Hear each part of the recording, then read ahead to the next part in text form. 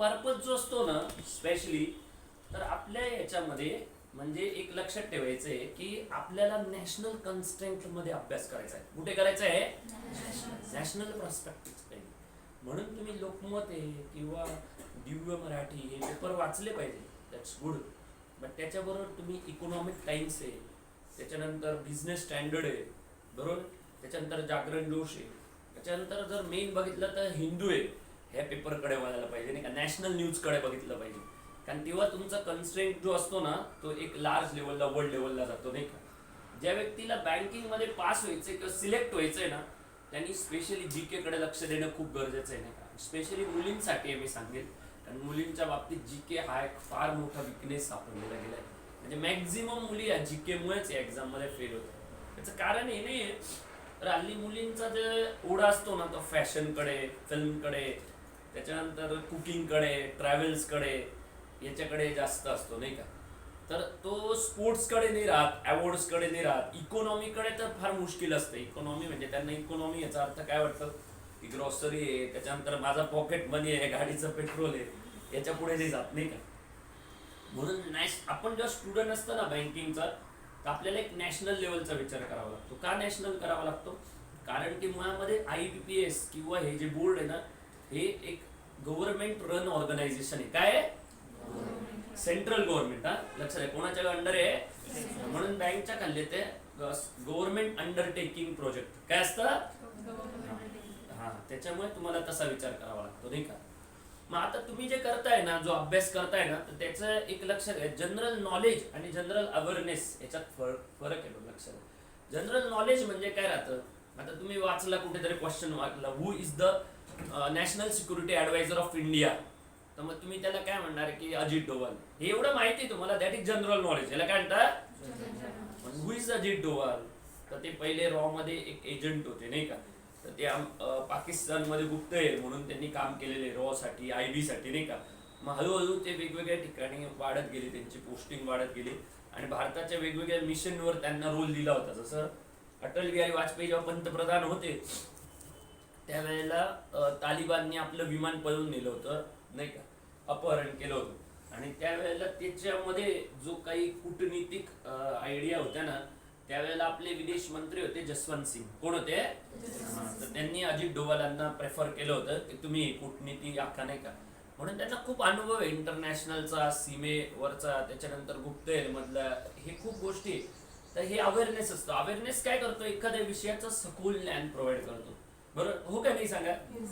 हा, आता तुम्हाला ते यायचं, नुसती बातमी नाही वाचायची, बातमी बरोबर खाली. आता जसं आजच म्हणजे काल परवा वॅक्सिन आली 16 जानेवारीला, हो का नाही.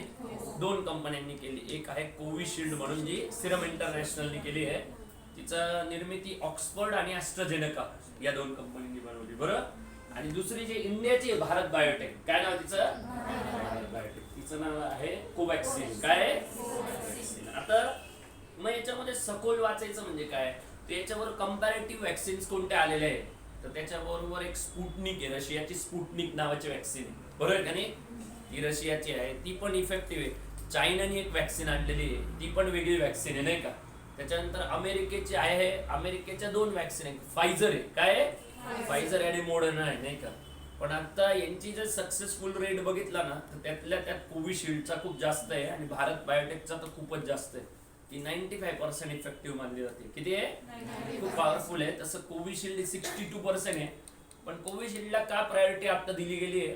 कारण की तिने 3 ट्रायल कम्प्लीट केलंय. किती केलंय? तसं भारत बायोटेकचे 2 ट्रायल झालेले आहे आणि 3ऱ्या ट्रायलचा डेटा आता बाकी नाही का. म्हणजे अशा पद्धतीने याला जनरल अवेअरनेस म्हणतात. समजतंय का? मग तसंच आज जो विषय घेणार आहे ना आपण, इंट्रोडक्शन टू काय आहे. आज आपण हे फक्त समजून घेणार आहे की बँकिंग ही व्यवस्था काय असते, बँकिंग व्यवस्था कशी असते नाही का. आणि तिचे आपल्याला हिस्ट्री बघायची, म्हणजे मूलभूत तिची हिस्ट्री काय असते नाही का, ते आपल्याला समजून घ्यायचंय. मुळामध्येच तुम्हाला माहिती आहे की आपल्याकडे सगळ्यांना आहे ना, आज बँकिंग ही एक गरज झालेली आहे. जसं अन्न, पाणी, निवारा हे आपल्या ज्या बेसिक गरज आहे ना, आणि तुमच्या दृष्टीने मोबाईल आणि डेटा नाही का. डेटा एक महत्वाचा आहे नाही का. किती GB डेटा आहे नाही का, तशी गरज झालेली आहे ना. तशी ही या पद्धतीने बँकिंग एक खूप मोठी गरज आहे आता नाही का. एक इम्पॉर्टंट नीड आहे नाही का. आपल्या इकॉनॉमीचा कणा आहे तुम्हाला माहिती का 2008ला जेव्हा भारतामध्ये सगळ्या जगात मंदी आली होती ना, तर भारताला इकॉनॉमी मधून जे वाचला ना भारत, ते बँकिंगमुळे वाचला. कशामुळे वाचला? कारण अमेरिकेत खूप बँक बुडाल्या होत्या, पण आपल्या इथे नाही झालं तसं. आपल्या इथे एक पण बँक बुडाली. म्हणून आपल्याला समजून घेतलं पाहिजे की बँकिंग हा एक बॅकबोन ऑफ इकॉनॉमी. काय? आणि नुसतं असं नाही विचार करायचं की मला किती मार्क आहे भाऊ एक्झामला, किती मार्क आहे, मला किती पडायला पाहिजे, असं नाही. एक लार्जर स्केल पिक्चर तयार करायचं. कारण तुम्ही नॅशनल लेवलला शिकताय ना, तर पहिले आपण विचार करायचा की मी नॅशनल लेवलला शिकतोय. जर तुम्ही विचार कराल नाशिकचा तर तुम्ही नाशिकचेच राहाल, उत्तम नगरचा कराल तर उत्तम नगर, मसरूळच्या कराल तर मसरूळ, तिथलाच विचार कराल. अशोक स्तंभ कराल तर अशोक स्तंभ. तुम्ही कन्स्ट्रक्ट म्हणजे असा पूर्ण विचार नाही करणार ना, तर त्यावेळेला तुमची डेव्हलपमेंट नाही होत, नाही का? आता माझ्यामध्ये पहिले मला एक असा एक ॲटिट्यूड होता की आपण मराठीमध्येच बोलायचं, नाही का? अशी माझ्याकडे हे होती, नाही का? पण मला हळूहळू नंतर लक्षात आलं की बरेचसे स्टुडंट आहे उत्तर प्रदेशचे, बिहारचे, गुजरातचे, राजस्थानचे, तिकडचे खूप चांगले चांगले मुलं असतात, तिथल्यापर्यंत आपलं नॉलेज नाही पोचत, नाही का? तर ते म्हणजे मला एक कसं समजलं माहिती का, जेव्हा मी शिवाजी महाराजांचे आग्र्याहून सुटका वाचलं ना, तेव्हा कळालं की त्यांचे खूप सारे फॅन फॉलोअर्स आग्रामध्ये होते, नाही का? तेव्हा मला कळालं की तुम्हाला जेव्हा लढाई होते ना, तेव्हा तुम्हाला पूर्ण जणांना युनाईट व्हावं लागतं, नाही का? तसं आता आपण बघितलं ना, तर नॅशनल विचारसरणी खूप गरजेची आहे, नाही का? तर नॅशनलमध्ये आपल्या बँक ह्या लक्षात घ्या, जो बॅकबोन ऑफ इकॉनॉमी. काय? म्हणजे आर्थिक कणा आहे, नाही का? त्यामुळे ते नुसतंच तुमच्या परीक्षेच्या दृष्टीने नाही, it is very very important as per the economy. कळतंय का? Yes or no? पर्पज समजलाय तुम्हाला? म्हणजे शिकण्याचा हेतू लार्जर ठेवायचा, एनलर्ज करायचं त्याला, फक्त अभ्यासाकडे नाही बघायचं, पूर्ण लाईफकडे बघायचं. मग आता काय झालं, बँक आल्या कशा आपल्या इकॉनॉमीमध्ये हे समजलं पाहिजे, नाही का? पहिले खरं पाहिलं तर बँकची निर्मिती खूप मागे झालेली आहे, म्हणजे ती 17व्या-18व्या शतकातच झालेली. 18व्या शतकात बऱ्याच बँक येऊन गेलेल्या आहे, म्हणजे नाही का?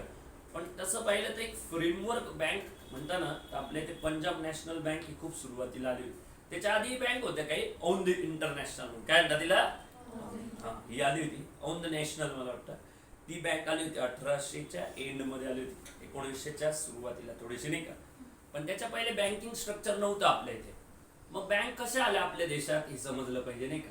कारण की तुम्हाला माहिती, पूर्वी आपले लोक पैसे कसे साचवायचे, तर सोन्याच्या स्वरूपात साचवायचे, बरोबर आहे ना? मग घडा ठेवायचे, मग कोणी जमिनीत पुरून ठेवेल, कोणी कसं ठेवेल, कोणी लॉकर्स आहे, तिजोरी, मग ते सगळ्या गोष्टी राहायच्या. आणि तेव्हाची आपली करन्सी मॅनेजमेंट डिफरंट होती. पण नंतर आपल्याकडे जेव्हा इंग्रज लोक आले, काय आले? इंग्रज लोकांकडे एक मॅनेज स्ट्रक्चर इकॉनॉमीचं, नाही का? त्यांचं काही असो, पण इकॉनॉमी मॅनेज करणं त्यांना खूप चांगलं जमतं, नाही का? म्हणून इंग्रज लोकांनी ना, तुम्हाला तर माहिती की आपल्याकडे काय शिकवतं की इंग्रजांनी बऱ्याच सुधारणा आणल्या, असं नाहीये. मुळामध्ये इंग्रज कोण होते हे समजलं पाहिजे. तर इंग्रज आले ना, तेव्हा इंग्लंड देशाबरोबर, इंग्लंड देश नव्हता आला, लक्षात आहे. एक कंपनी आली होती, ईस्ट इंडिया कंपनी. काय नाव आहे त्या? मुळामध्ये ही लुटारू कंपनी होती. हे इथे तिथे जाऊन देशामध्ये जाऊन लूट करायचे, नाही का? म्हणजे एक लुटारू होते ते, नाही का? लोक त्यांना एवढं रिस्पेक्ट देतात असं नाही रे, एक लुटारू कंपनी होती. इंग्लिश गव्हर्नमेंट काय करायचं, यांना सपोर्ट द्यायचं. म्हणजे तुम्हाला जो आर्थिक सपोर्ट लागेल ना, तुम्ही जा आणि त्या देशात जाऊन तिथे लूट करा, नाही का? तसं ते भारतात आले होते. आणि भारतात तर त्यांना इझी होतं, भारतातले लोक तयारच असतात गुलामगिरी करायचं, नाही का? त्यांना काय राहतं, भांडा आपल्यातच भांडा, दुसऱ्यांना गुलामगिरी करून घे. मग भारतामध्ये काय झालं, इंग्रज जेव्हा आले तेव्हा त्यांनी वेगवेगळे कर लादले होते, नाही का? तर ते आपल्यातनं टॅक्स कलेक्ट करायचे. बघा, तुम्ही लगान पिक्चर मध्ये पाहिलं असेल, खरं आहे का नाही? त्याच्यात टॅक्स कलेक्ट करायचे, तर मोठ्या प्रमाणावर टॅक्स गोळा व्हायचा. तर तो टॅक्स कलेक्ट करण्यानंतर काय व्हायचं, आपल्या देशात लोक टॅक्स कशा स्वरूपात द्यायचे, तर कोणी मोहरा द्यायचे, सोन्याच्या मोहरा आहे, कोणी काय आहे, कोणी आपले बऱ्याच काय गोष्टी द्यायची. आणि इंग्रज लोक नाही टॅक्स दिला तर भांडे जप्त कर, हे कर, ते पण गोष्टी करायचे. तर तुम्हाला माहिती की तेव्हा जास्तीत जास्त लोक टॅक्स कोणत्या स्वरूपात द्यायचे, धान्याच्या स्वरूपात, हो का नाही सांगा? मग इंग्रज लोकांना तो टॅक्स कन्वर्ट कसा करायचा, तर मग त्यांनी काय केलं की हे धान्य आपण मार्केटला विकून टाकायचं किंवा निर्यात करायचे जहाजाच्या मार्गाने, आणि मग पैसा मिळायचा. तर तो पैसा त्यांना करन्सी मध्ये करावा लागायचा, का नाही? हो का नाही? तेव्हा इंडियन करन्सी होती रुपीज. इंडियन करन्सी काय होती? रुपीज. आणि इंग्लंडची करन्सी काय होती? पाऊंड. काय होती? मग हे कन्व्हर्जन करावं लागायचं. आणि पूर्ण वसाहत म्हणजे तेव्हा भारत असा एक खंडप्राय देश होता. काय होता? खंडप्राय म्हणजे वेगवेगळे भाग होते. जसं दिल्लीकडचा उत्तर भारत वेगळा आहे, दक्षिण भारत वेगळा आहे, गुजरातकडचा एक भाग वेगळा आहे, नंतर इकडचा भाग वेगळा आहे, खरं आहे ना? म्हणजे असं खंडप्राय देश होता आणि वेगवेगळे वसाहती, मग त्यांना कंपाईल करायला खूप अवघड गेलं. आणि मग त्यांचं तेव्हा इंग्रजांचं जे मेन हे होतं ना, हेड सेंटर हे कोलकाताला होतं. कुठे होतं? मग ते सगळं जमवायचे. आणि त्याच्यानंतर ईस्ट इंडिया कंपनी ना, त्यांचाच एक रॉयल्टी राहायची. काय राहायची? ही रॉयल्टी कोणाला प्रोव्हाइड करायची? इंग्लिश गव्हर्नमेंटला. कोणाला? हे लक्षात ठेवा, नाही का? म्हणून आता हे मेमरीत ठेवलं पाहिजे. एकदा आरबीआयच्या एक्झामला प्रश्न विचारला होता की जेव्हा इंग्रज लोक टॅक्स हे प्रोव्हाइड करायचे ना, तेव्हा जी करन्सी निर्माण करायची तिच्यावर कोणाचा अधिकार होता? आणि हे पण खूप भारी दिले होते. रिझर्व्ह बँक ऑफ इंडिया, त्याच्यानंतर दुसरं दिलं होतं इंग्लिश गव्हर्नमेंट, तिसरं ईस्ट इंडिया कंपनी, आणि चौथं अजून काहीतरी ऑप्शन होता, म्हणजे नाही का 4 जणांचा दिलं की प्रायव्हेट बँक असं दिलं होतं. चौघं ते समजायला खूप अवघड होतं. त्याच्यासाठी हेच माहिती पाहिजे, नाही का? मग जवळजवळ 19 शतकाच्या सुरुवातीला आहे ना, बँक सुरुवात झाल्या होत्या. जसं मी सांगितलं ना, औंध नॅशनल आहे, त्याच्यानंतर पंजाब नॅशनल बँक आहे, अशा बँक तयार झाल्या होत्या हळूहळू, नाही का? आणि नंतर करत करत करत आहे ना, खरं बँकिंगला स्वरूप यायला लागलं. तर मग जसं आहे ना, 1920 आणि 30च्या दरम्यान जे इंग्रजांनी सायमन कमिशन आणलं होतं ना, तर त्याला आपल्या इथे काळा कायदा म्हणायचे. काय म्हणायचे? त्याच्यावरूनच बऱ्याच लोकांनी आंदोलन केलं होतं. मग हे इंग्रजांच्या लक्षात आलं की आता खूप अवघड परिस्थिती होणार आहे. कारण पहिलं महायुद्ध झालं 1918ला. किती आलं? 14 ते 18 चाललं. 14 ते किती? आणि दुसरं महायुद्ध 36-38च्या दरम्यान झालं, नाही का? बरोबर, हिटलरच्या वेळेला. तर त्यावेळेला ना इंग्लंड खरंच कमजोर झालं होतं, कारण हिटलरने खूप जोरदार आक्रमण त्यांच्यावर केलं होतं. इंग्लंड एवढं कमजोर झालं होतं की त्यावेळेला आहे ना, मग इंग्रजांना कळून चुकलं होतं की आपल्याला खूप साऱ्या देशांना आता स्वातंत्र्य काय करावं लागणार आहे, द्यावं लागणार आहे. कारण अमेरिकेत आणि फ्रेंच मध्ये खूप मोठी राज्य क्रांती झाली होती ना. तर इंग्रजांच्या लक्षात आलं होतं की आता संपलंय आपलं. मग त्यांनी पुढचा टप्पा करायच्या पूर्वी काय विचार केला की आता सगळ्या देशातली लूट घेऊन जायची आहे ना, मग ती करन्सी मध्ये नाही ठेवता येणार, धान्यात नाही ठेवता येणार, धान्यात नाही ठेवता येणार, भांडे किंवा सोनं कशात ठेवता नाही येणार, तिला कशात कन्वर्ट करावं लागेल? करन्सी मध्ये. मग त्यांनी विचार केला की आता जर आपल्याला हे सगळं एकत्र करायचं तर we need a centralize bank. We need a centralize. मग त्यांनी त्यावेळेला विचार केला आणि त्यावेळेला त्यांनी ना सगळ्या बँकचं कंपायलेशन केलं आणि ते कंपायलेशनची एक बँक तयार केली. ऍक्च्युली तिने तिचं नाव ठेवलं होतं सेंट्रल बँक. काय ठेवलं होतं? इंडिया नव्हतं तेव्हा, कारण इंडिया नावच ओरिजिनेट नव्हतं झालं, हे लक्षात ठेवा. काय ठेवलं होतं? Central bank. म्हणजे आणि त्यावेळेला मग याची स्थापना केली 1 एप्रिल 1935 ला. 1 एप्रिल काय? 1935. म्हणून लक्षात ठेवा, आपल्या इथे जे फायनान्शियल इयर चालू होतं ना, ते 1 एप्रिल ला चालू होतं. कधी होतं? 1930. किती आलं? तेव्हा ते त्यांचे फर्स्ट गव्हर्नर होते ऑस्बो स्मिथ. काय नाव होतं त्याचं? हा पण प्रश्न विचारलेला आहे बँकिंग एक्झाम मध्ये. Who is the first governor of RBI, नाही का? तर असं विचारलं होतं. राजगोपालचारी असे 3 नाव होते, त्याच्यात एकच इंग्लिश नाव होतं, ऑस्बो स्मिथ. आणि मी परीक्षा दिली तेव्हा मी पाहिलं होतं, माझ्या लक्षात आलं इंग्रज लोक काय इंडियन माणसाला बनवणार नाही, तिला तुक्का लावून बरोबर आली. मेंटॅलिटी कळून गेली ना त्यांची, ते तर काय प्रमुख बनवणार नाही. मग 1935 ला ना यांनी कंपायलेशन केलं, व्यवस्थित एक बँक बनवली, नाही का? आणि तिथे ते सगळा टॅक्स गोळा करून हे करायचे, नाही का? मग सगळ्या बँक ह्याच्या नॅशनलाइज याच्या अंडर यायला लागल्या, नाही का? मग 1947 ला आपण स्वतंत्र झालो. आठवतंय ना ते? तीच आठवण दिलं नाही, कारण 1947 ला आपण स्वतंत्र झालो. तेव्हा बॅड लक नाही म्हणा किंवा काय म्हणा त्याला, पाकिस्तान आणि इंडिया वेगळे झाले, नाही का? पण या दोघांकडे वेगवेगळी बँक नव्हती, नाही का? मग त्यावेळेला आरबीआयनी, म्हणजे जिचं नाव अजून आरबीआय झालेलं नाही, सेंट्रल बँक. काय नाव आहे? तिने दोघांचंही काम केलं, इंडियाचंही काम केलं आणि पाकिस्तानचं काम केलं. तर 1947 ते 1948 हे दोघांचंही काम करायचे, नाही का? मग 48 सालीला तेव्हा आपल्याकडे जे एक वेगवेगळे संविधान मंडळ होतं, त्याच्यामध्ये राजेंद्र प्रसाद अध्यक्ष होते. कोण होते? तर त्यांनी प्रस्ताव आणला की आता आपल्याला ना सेपरेट केली गेली पाहिजे ही बँक, नाही का?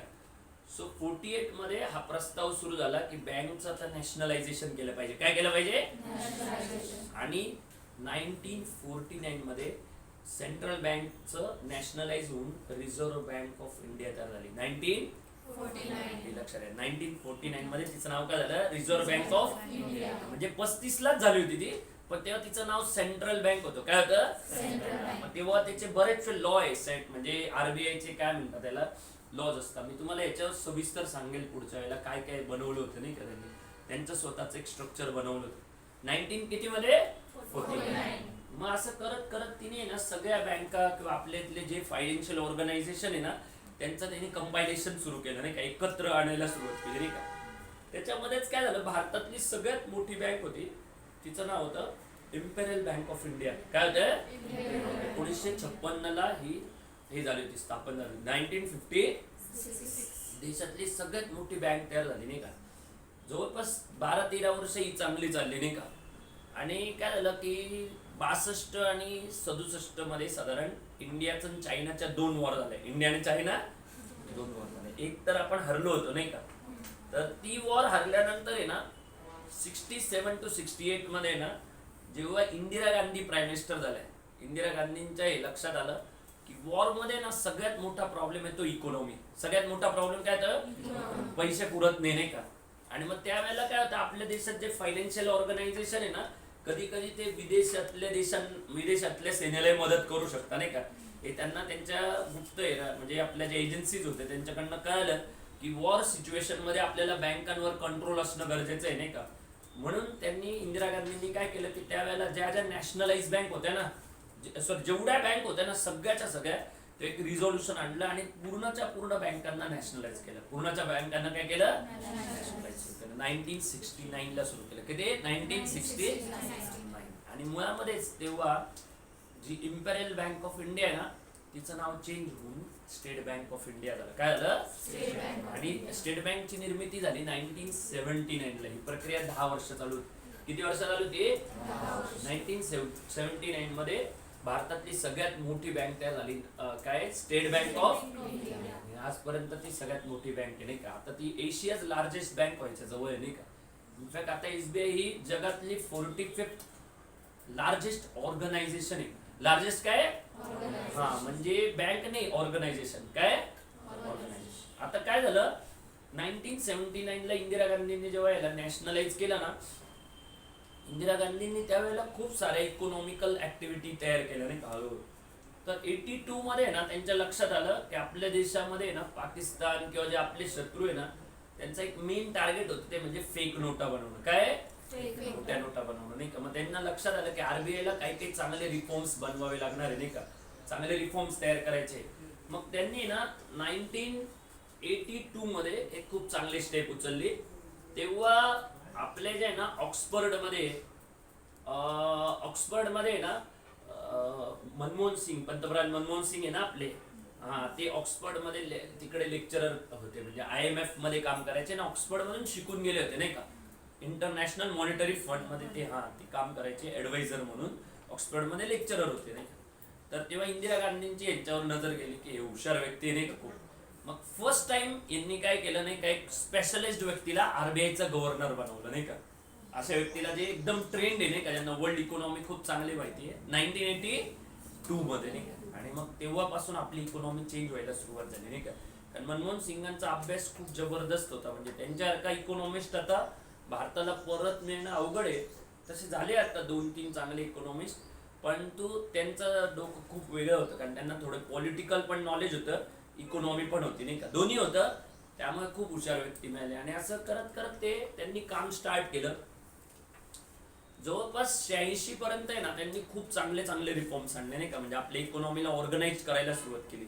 म्हणजे स्पेशली नोटांवर जे नाही का साईन येते बघा, नोटांवर वेगवेगळ्या भाषा आणल्या. त्याच्यानंतर हाताने नोट ओळखण्याची आयडिया तिथे आली नाही का, की फक्त हाताने नोट काय झाली पाहिजे, ओळखल्या गेली पाहिजे. भरपूर काय काय स्मेल करून पण नोट ओळखता येते माहिती का. अशा खूप त्यांनी बऱ्याचशा काय काय गोष्टी त्याच्यामध्ये आणल्या. हे मनमोहन सिंगांच्या काळातच झालं, 4 वर्षाच्या अवधीमध्ये नाही का. आणि मग त्याच्यानंतर काही दिवस परत ते ब्लँक होते, म्हणजे नंतर बाहेर चालले गेले. इंदिरा गांधींची 1984 मध्ये हत्या झाली. 1984 इंदिरा गांधी गेल्यावर तसं पॉवरफुल लीडर मिळणं मुश्किल होऊन गेलं होतं. त्यांचा मुलगा पंतप्रधान झाला राजीव गांधी, पण ते त्यांना भाषणाशिवाय काही यायचं नाही का. 1989 मध्ये येस, सो 1989 मध्ये त्यांनी लक्ष द्या, 1989 मध्ये काय झालं की एक थोडा बदल सुरुवात झाला नाही का. म्हणजे 77 मध्ये पण असं झालं होतं की काँग्रेस जे आहे ना गव्हर्नमेंट त्याला पहिल्यांदा झटका बसला होता. Otherwise Congress government one sided election जिंकायचं नाही का त्याच्या पहिला. आपल्याकडे गांधीजींचा एवढा प्रभाव होता, नोटेमुळे असेल किंवा त्यांच्या कार्यामुळे असेल, पण गांधीजींना अपोज नाही जायचे लोक. मग तेव्हा नेहरूंची जी फॅमिली आहे ना, ऍक्च्युअली त्यांचं आडनाव नेहरू आहे, पण त्यांनी करून गांधी घेतलं नाही का, कारण गांधीजींचा प्रभाव खूप होता ना. त्यामुळे आपल्या देशातून काँग्रेसची सत्ताच जायची नाही 77 पर्यंत. 77ला पहिले त्यांचं गव्हर्नमेंट पडलं होतं, ते काही जास्त दिवस चाललं नाही. पण 89ला मात्र खरंच ट्रान्सफॉर्म होऊन गेलं. 89 मध्ये काय झालं, तेव्हा आहे ना एक मंडल आयोग तयार झाला होता. काय तयार झाला होता? मंडल आयोग, म्हणजे ओबीसी आरक्षणचा लॉ आला तेव्हा. तेव्हा सगळा देश असा जाती जातींमध्ये तुटून गेला नाही का, सगळेजण विखरून गेले. मग कोणी या जात, कोणी या पक्षाचे लोक त्या जातीचे, त्या पक्षाचे त्या जातीचे, असं सगळं विभागणी होऊन गेलं आणि सगळं स्ट्रक्चर बिघडलं. आणि त्याच वेळेला बीजेपीने अजून एक आंदोलन केलं, राम मंदिर आंदोलन. काय ते दोघे जण आले, ते दोघेही काँग्रेसच्या विरोधात चालले गेले नाही का. मग 89च्या दरम्यान आहे ना काँग्रेसचं गव्हर्नमेंट पहिल्यांदा स्ट्रॉंग पडलं नाही का. तेव्हा बीजेपी आणि जनता दल अशा दोन पार्ट्या सत्तेत आल्या, बीजेपी आणि तेव्हा प्राईम मिनिस्टर झाले विश्वनाथ प्रताप सिंग, व्हीपी सिंग नाही का. तर त्यांनी आले, त्यांना अनुभव नव्हता काही. यांनी आल्या आल्या काय सुरुवात केली की 3 रुपये तांदूळ, 5 रुपये गहू असेच लॉ आणले नाही का. म्हणजे डेव्हलपमेंट त्यांना कळलंच नाही, डेव्हलपमेंट काय राहतं नाही का. मग त्यांचंही गव्हर्नमेंट लवकर पडलं. मग नवीन पंतप्रधान आले, काँग्रेसने नवीन पंतप्रधानांना सपोर्ट दिला. त्याचं नाव होतं चंद्रशेखर. काय होतं हे 1990च्या दरम्यान आले नाही. आणि मग यांच्या काळात तर इतकी स्थिती भयानक झाली की भारताची इकॉनॉमी इतकी खराब झाली की जवळपास भारताकडे फक्त 45 दिवसाचा फॉरेन रिझर्व्ह उरला. किती? इतकी, म्हणजे जसं आता पाकिस्तानची स्थिती ना त्या टाईप झालेली नाही का. इतकी भयानक स्थिती होती, म्हणजे असं वाटत होतं की आता भारताचं काय खरं नाही याच्या पुढे नाही. त्यावेळेला अजून एक चमत्कारिक घटना घडली, म्हणजे थोडं वाईटच म्हणू शकतो तिला, की राजीव गांधींची पण हत्या झाली 1991 मध्ये. तेव्हा असं वाटत होतं काँग्रेस निवडूनच येणार नाही का. पण राजीव गांधी ना श्रीलंकेमध्ये गेले होते प्रचारला, आणि त्यावेळेला तिथे लिबरेशन टायगर्स ऑफ तमिळनाडू अशी काहीतरी आर्मी होती त्यांची, त्यांनी ना यांची हत्या केली, राजीव गांधीची जे प्राईम मिनिस्टर होते नाही का. ती हत्या झाल्यामुळे काय झालं माहिती का, काँग्रेसला अचानक सहानुभूतीची लाट आली आणि परत काँग्रेसचं गव्हर्नमेंट आलं नाही का. पण त्यावेळेला गांधी घराण्यातलं कोणीच नव्हतं. मग तेव्हा काँग्रेसमध्ये पहिले प्राईम मिनिस्टर असे झाले जे नॉन गांधी, गांधी घराण्यातले नाही. त्यांचं नाव होतं PV नरसिंहराव. काय होतं? यांनी खरंच चांगलं काम केलंय. जसे आले ना, यांनी पहिली स्टेप उचलली ती इतकी भारी घेतली. यांनी फायनान्स मिनिस्टर म्हणून डॉक्टर मनमोहन सिंगांना अपॉइंट केलं. लक्षात घ्या, फायनान्स मिनिस्टर डायरेक्ट. आणि लक्षात घ्या, मनमोहन सिंग यांचं एक वैशिष्ट्य होतं, महापालिकेची पण इलेक्शन लढलेली नाही का. त्याच्यामुळे त्यांना फायनान्स मिनिस्टर बनवणं खूप मोठी स्टेप होती. लक्षात घ्या, त्यांना डायरेक्ट फायनान्स मिनिस्ट्रीला आणलं नाही का. आता मनमोहन सिंग जेव्हा फायनान्स मिनिस्टर आले ना, त्यांच्या हातात खूप चॅलेंजेस होते. 45 दिवसाचा फक्त इकॉनॉमी होती. तेव्हा आपली इकॉनॉमी मिक्स होती. मिक्स म्हणजे आपल्या देशात प्लॅन टाकायचा ना प्रायव्हेट जर इंडस्ट्री, तर खूप परवानग्या लागायच्या, 60 ते 70 परवानगी लागायच्या नाही का. आणि त्याच्यामुळे आपल्या देशात हे व्हायचंच नाही, काय म्हणतात त्याला, डेव्हलपमेंट व्हायला चान्सच नव्हता. तिला मिक्स इकॉनॉमी म्हणतात.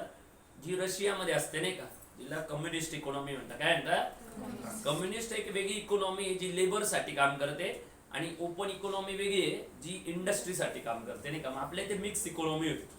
मग नंतर काय झालं, मनमोहन सिंगांच्या लक्षात आलं, जर आपण या इकॉनॉमीवर चाललो तर आपल्याकडे फंडिंग येणार नाही, आणि जर फंडिंग वाढवायचं तर फॉरेनचा इन्व्हेस्टमेंट आली पाहिजे नाही का. म्हणून मनमोहन सिंगांनी 1992 मध्ये ओपन इकॉनॉमी आणली, डायरेक्ट ग्लोबलायझेशन स्टार्ट केलं, आणि सगळ्यांना या परवानग्या कमी करून फॉरेन इंडस्ट्रीला इथे परवानगी दिली नाही का. म्हणजे खूप मोठं आहे. तुम्हाला आश्चर्य वाटेल, 1992च्या पहिले ना मारुती 800 कार ज्याच्याकडे असेल ना त्याला श्रीमंत म्हणायचे नाही का. ही ओमनी कार आहे ना, तिला आता आपण काळी पिवळी म्हणतो नाही का, ही म्हणजे प्रेस्टिजियस होतं. आम्ही म्हणतो अरे याच्याकडे ओमनी आहे, याच्याकडे मारुती कार आहे नाही का. कार राहायच्या नाही माहिती का नाशिकमध्ये. मला अजून आठवतं, मी 5वी 6वीला होतो ना, तर सायकलवर कॉलेज रोडला जायचो नाही का. आणि तिकडे गेलो ना तर तिथे काय होतं माहिती का, आता जे मॉल आहे ना, तिथला जो कोणता मॉल आहे, तो पहिला मॉल झाला होता नाही का आपल्या, बिग बाजार मॉल. काय नाव त्याचं? आता तो गेला ना, विकत घेतला, रिलायन्सने घेतला. तर आता काय झालं की त्या मॉल मध्ये ना, त्याच्या जागी ना सारडांचा बंगला होता. सारडा जे नाशिक मधले तर त्यांच्याकडे ना 2 मर्सिडीज कार होत्या. तर आम्ही सायकलवर जायचो आणि त्यांच्या भिंतीवरनं बघायचो, अरे मर्सिडीज क्लास पाहिजे. तेव्हा म्हणजे दोनच कार होत्या नाशिकमध्ये, कोणाकडे मारुती 800 म्हणजे प्रेस्टिजियस व्हायचं एकदम. म्हणजे जर का कधी मुलगा मारुती कार घेऊन आला ना तर त्याचं लग्न फिक्स आहे नाही अशी प्रेस्टिजियस. आता मारुती म्हणते नाही का लोक विचारत पण नाही, खरंय का नाही, म्हणजे छोटी मारुती कार घेतच नाही लोक. आता आपल्याकडे काय काय कार आहे, जगुआर कार आहे आपली, जगुआर. हा तीच काय ती म्हणते ना, मला नाही माहित तुम्ही चालवला, मला जबरदस्त कार आहे आपली नाही का. काय नाही, कार मध्ये बसायचं, मैदान मोकळं ठेवायचं, मैदान व्यवस्थित ठेवायचं, पायी चालायचं नाही. तरी मला लक्षात आहे तीच कोणती तरी कार नाही का. आता तर टेस्ला येणार आहे, बऱ्याच काय काय कार येणार आहे नाही का इंडियामध्ये. म्हणजे खूप इंटरनॅशनल लेवलच्या कार आहे नाही का आपल्याकडे. म्हणजे टाटाचीच आहे ती, ते नाव फक्त ते काय तो भाग असतो तेवढंच. ऍक्च्युअली ती टाटाची झालेली, टाटाने विकत घेतली. जगातल्या सगळ्यात भारी भारी कार आता लोकांकडे आपल्या नाही का. नाशिकमध्ये भारी भारी कार आहे 25-30 लाखाच्या. हे कसं काय आलंय सगळं, कारण आपल्याकडे जेव्हा ग्लोबलायझेशन आलं ना, तेव्हा ग्लोबलायझेशनमुळे दोन महत्वाच्या गोष्टी झाल्या की आपल्या स्टॉक मार्केटमध्ये फॉरेन इन्व्हेस्टमेंट डायरेक्ट यायला लागल्या. आणि डायरेक्ट यायला लागल्यामुळे आपली इकॉनॉमी ओपन झाली आणि फटाफट. म्हणजे 92 नंतर बघा तुम्ही जसं लोकांमध्ये जे चालना झाली ना, इतकी फास्ट झाली की तुम्ही 92 ते 96 2000 पर्यंतचा प्रवास पाहिला ना तर तुम्हाला दिसेल की त्या काळात इकॉनॉमीने खूप मोठ्या प्रमाणावर बूस्ट घेतली नाही का. आणि त्याच्या पुढची गोष्ट चांगली आहे ती म्हणजे 1996 मध्ये अजून चांगली गोष्ट झाली की त्यावेळेला पंतप्रधान अटल बिहारी वाजपेयी झाले. अटल बिहारी वाजपेयी अजून यांच्या पुढचं व्हर्जन होतं नाही का. म्हणजे मनमोहन सिंग ते इकॉनॉमीवर विचार करायचे, अटल बिहारी वाजपेयी तर पूर्ण देशाच्या सिस्टीमवर करायचे. म्हणजे त्यांनी ना पंतप्रधान ग्राम सडक योजना आणली. कोणती आणली, गावागावापर्यंत रोड घेऊन गेले नाही का. त्याच्यानंतर अणुबॉम्ब बनवला नाही का इंडियाला. अणुबॉम्ब बनवल्यावर काय झालं, इंडियाची इमेज खूप बदलून गेली होती नाही का. म्हणजे खूप ड्राईव्ह झाली होती इकॉनॉमी तेव्हा नाही का. 96 पासून आहे ना खूप त्यांनी म्हणजे इन्शुरन्स मध्ये प्रायव्हेटायझेशन आणलं, स्टॉक मार्केटचं इम्प्रुव्हमेंट केलं नाही का. 1992 मध्ये ना यांनी खूप भारी स्टेप उचलली मनमोहन सिंगांनी. ते म्हणजे सेबीची स्थापना केली. कसली स्थापना केली, सेबी म्हणजे security exchange of board of India, security exchange board of India. म्हणजे जेवढे स्टॉक मार्केट आहे ना त्यांना एकत्र केलं नाही का. आणि त्यांनी खूप भारी भारी स्टेप उचलल्या. मग त्या काळात आहे ना मनमोहन सिंग जेव्हा फायनान्स मिनिस्टर झाले तेव्हा आपल्या इथे ना काही आरबीआयचे गव्हर्नर पण झाले चांगले चांगले. त्याच्यामध्ये सी रंगराजन, काय नाव आहे, ते नोटवर नाव असतं सी रंगराजन नाही का. त्यांनी हे आणली सही ठेवणं, बरंच काय काय रिफॉर्म्स आणले. त्यांचे पण काम खूप चांगले आहे. म्हणजे त्यांनी बरंच फेक नोटचे जे रिफॉर्म्स आहे ना सगळे जबरदस्त आणले. 1999 नंतर आहे ना म्हणजे जसं वाजपेयींचं गव्हर्नमेंट परत आलं ना तर त्यावेळेला त्यांनी इकॉनॉमीमध्ये खूप जबरदस्त चेंजेस, खूप जबरदस्त. म्हणजे इन्शुरन्स मध्ये ना त्यांनी प्रायव्हेट कंपनींना परवानगी दिली. त्याच्यामुळे तेव्हा काय झालं की जसं ICICI आहे आपल्याकडे तर त्याचं एक पार्टनर आलं प्रुडेन्शियल लाईफ. काय आलं, इंग्लंडची सगळ्यात मोठी कंपनी. HDFC बरोबर आलं स्टँडर्ड लाईफ नाही का. अशा मोठ्या मोठ्या कंपन्या उतरल्या. त्याच्यानंतर प्रायव्हेट बँकलाही परवानगी दिली त्यांनी. मग आपल्या इथे HSBC बँक, कोणती, HSBC हाँगकाँग शंघाय बँक आहे ना ती आली. त्याच्यानंतर RBS आली, रॉयल बँक ऑफ स्कॉटलंड आली. मोठ्या मोठ्या बँक उतरल्या नाही का इंडियामध्ये. म्हणजे अशा जे इंटरनॅशनल लेवलच्या बँक आहे ना, तुम्हाला माहिती का त्यावेळेला आहे ना ऑनलाईन बँकिंग कोणाला माहिती नव्हती. त्यावेळेला मी पहिल्यांदा बघितली RBS जी बँक आहे ना, रॉयल बँक ऑफ स्कॉटलंड, तिच्यामध्ये ऑनलाईन बँकिंग असायची. तर मी बघायला जायचो, कॉलेज रोडला त्यांचं ऑफिस होतं, ते सगळे ऑनलाईन ट्रान्सफर करायचे. आणि आपल्या तेव्हा तेच चालायचं, चेकबुक. आणि महाराष्ट्र बँक नाही का, महाराष्ट्र बँकेचं हेच असं होतं logo, one family one bank नाही का. म्हणजे एक काम करण्यासाठी पूर्ण फॅमिलीने यावं लागतं असं नाही का, पूर्ण गर्दी नाही. एक माणूस फार हळूहळू काम करायचे नाही का. ते आपल्या बँकिंग खूप स्लो होतं, म्हणजे इतकं स्लो होतं की लोक आरामशीर बसायचे नाही का बँकेमध्ये, काही टेन्शन नव्हतं त्यांना नाही का. 99 पर्यंत नाही असाच प्रवास होता. पण 2004 मध्ये परत काय झालं बघा. 99 ते 2004 वाजपेयींनी भरपूर काम केलं चांगलं इकॉनॉमीसाठी, जबरदस्त काम केलं. 2004 मध्ये परत काय झालं, मनमोहन सिंग परत प्राईम मिनिस्टर झाले. आता तर फायनान्स नाही, आता काय आले, प्राईम मिनिस्टर. मग इकॉनॉमिस्टच होते ना ते. मग त्यांनी इकॉनॉमीमध्ये खूप जबरदस्त बदलाव केले 2004 ते 2009, 2009 ते 2014. 2004 ते 2009 खरंच बघण्यासारखं आहे. कारण त्यावेळेला इंडियाचं म्हणजे खूप बदलाव चालू होते फास्ट. त्यावेळेला ना काही काही चेंजेस काय झाले होते बघा. अमेरिका ही महासत्ता होती एक नंबर. नंतर पुढे माझं लेक्चर आहे की इंटरनॅशनल अफेअर्स, त्याच्यामध्ये सांगेल कुठून बदल झाला. अमेरिका महासत्ता होती ना, पण 2000 साली जेव्हा अमेरिकेवर आक्रमण झालं, ते बिन लादेन आहे ना, ते अल कायदाच्या संघटनेने केलं होतं. ते तेव्हापासून आहे ना अमेरिकेने एवढे युद्ध लढले ना, तर अमेरिकेची इकॉनॉमी खाली खाली यायला लागली नाही का. 2004 पासून 2000 पासून नाही का, ती खाली खाली यायला लागली. तसं पाहिलं तर अमेरिकेने ना अफगाणिस्तानवर आक्रमण केलं होतं, मग त्यांना खूप बूस्ट मिळाली होती. पण ते लक्षात नव्हते 2004 ते 6 पर्यंत कोणाला समजत नव्हतं की त्यांची इकॉनॉमी खाली चालली नाही का. कारण आता पंखा समजा चालू आहे, तुम्ही बटन बंद केलं तरी थोड्या वेळ चालू राहतं का नाही. तर अमेरिकेची जे 20-25 वर्ष त्यांनी चांगलं काम केलं होतं ना, ते 6 वर्ष चालू राहिलं नाही का. कोणाला समजत नव्हतं की यांची इकॉनॉमी बुडते नाही का. मग ते लक्षात एकाच व्यक्तीचं आलं नाही का. तर त्यांचं ना काय झालं की 2006 मध्ये एक इकॉनॉमिकल समिट होती अमेरिकेमध्ये, वॉशिंग्टन DC मध्ये नाही का. तर जगातल्या सगळ्यात मोठ्या मोठ्या लोकांना बोलवलं होतं तिकडे बोलण्यासाठी. आणि तिकडे काय झालं की भारतातले पण एक इकॉनॉमिस्ट त्यांना बोलवलं होतं नाही का, आणि त्यांनी स्पीच दिली तिथे. तर अमेरिकेतले जे लोन पद्धती आहे ना, त्याच्यावर त्यांनी काही स्पीच दिली. तर अमेरिकेत लोन पद्धती काय होती माहिती आहे, इंटरेस्ट रेट खूप कमी आहे, 1.5%. किती आहे. त्यामुळे तिथले लोक काय करतात, इतकं लोन घेतात की म्हणजे वाढदिवसाला लोन घेतात, बरोबर.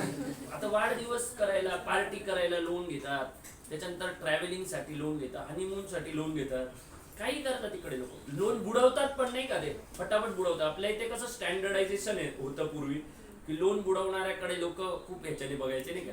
आता थोडंसं अमेरिकेकडनं शिकलो आपण लोन कसं बुडवायचं.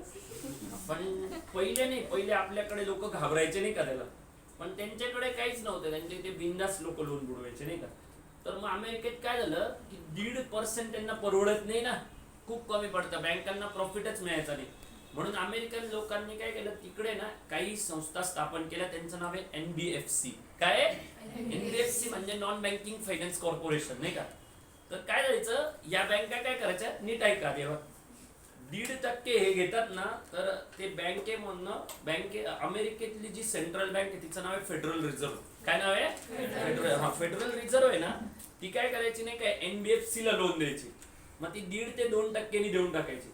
आणि NBFC आहे ना दुसऱ्याला लोन द्यायचे 4%. म्हणून आपल्या इथे बघा खूप कंपन्या आल्या होत्या, सिटी फायनान्शियल वगैरे अशा खूप कंपन्या आल्या होत्या अमेरिकेतल्या, जे इझिली लोन द्यायचे.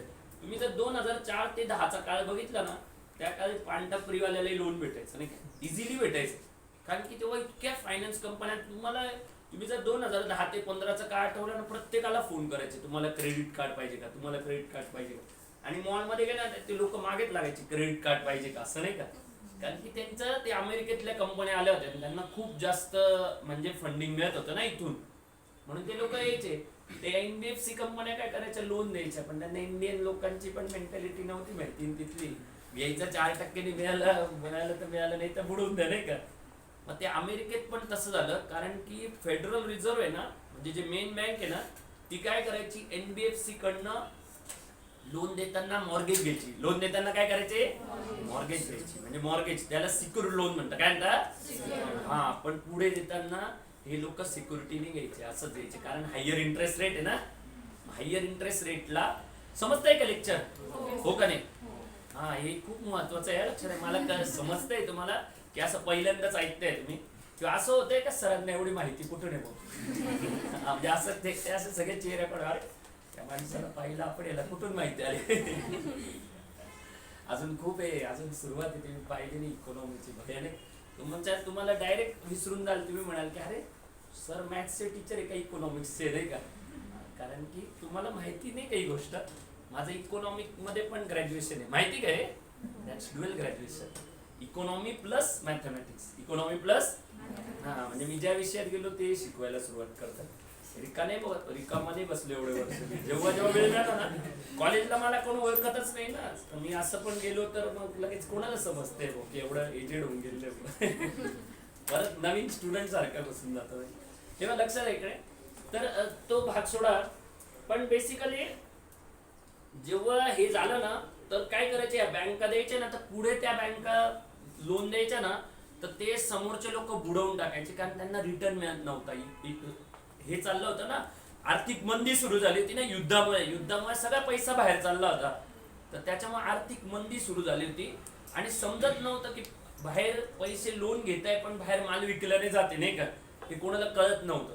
पण 2006ला जेव्हा समिट आली ना, तेव्हा फर्स्ट टाइम आपल्या इंडियातल्या पर्सननी हे मांडलं आणि त्यांनी नवीन नाव दिलं या क्रायसिसला. त्याचं नाव होतं सब प्राईम क्रायसिस. काय नाव दिलं? Subprime crisis.